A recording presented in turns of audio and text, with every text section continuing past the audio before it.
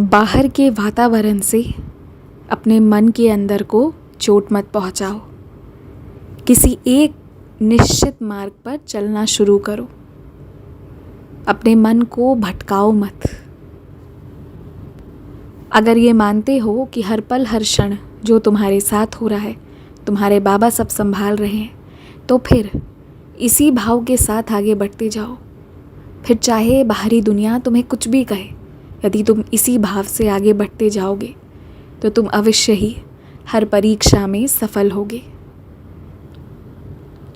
मेहनत तुमने बहुत किया है और जो मन ही मन, शारीरिक, मानसिक, हर तरह के संघर्ष तुमने किए हैं ना, कुछ भी मुझसे छुपा नहीं है। तुम्हारी ज़िंदगी मुझसे छुपी हुई नहीं है, मैं सब देखा हूँ।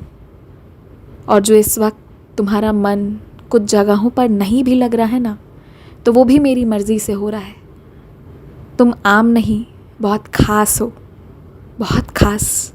और जो तुमसे मैं ये कह रहा हूँ इसकी अनुभूति तुम्हें करा दूँगा तो तुम समझ जाओगे।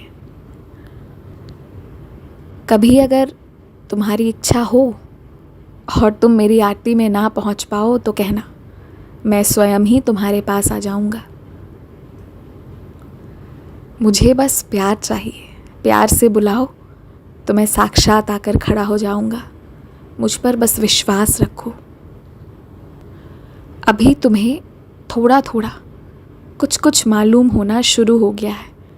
वो जो रहस्य और पहेलियाँ थी ना, वो धीरे धीरे हल्की हल्की सुलझनी शुरू हो गई हैं। अभी बहुत कुछ सुलझना बाकी है।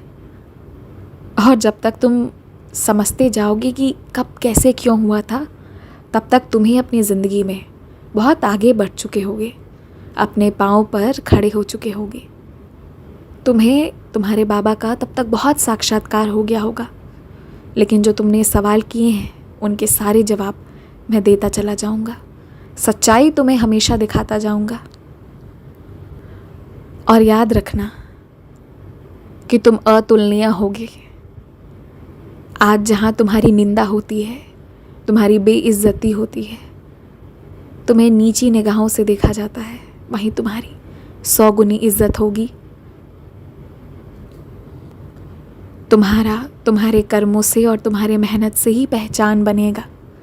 अगर इस वक्त तुम्हें मेहनत कहीं नहीं करने दे रहा हूँ तो कुछ कारण है।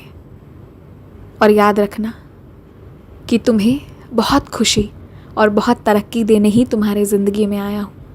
बस नकारात्मक विचारों से मत घिरा करो, एक पल भी मत घिरो, क्योंकि तुम्हारे साईं में वो सारी शक्तियाँ मौजूद हैं जो तुम्हारे ज़िंदगी को खुशी और आसानी से भर दे। बहुत खुश रहो, बहुत खुश रहो।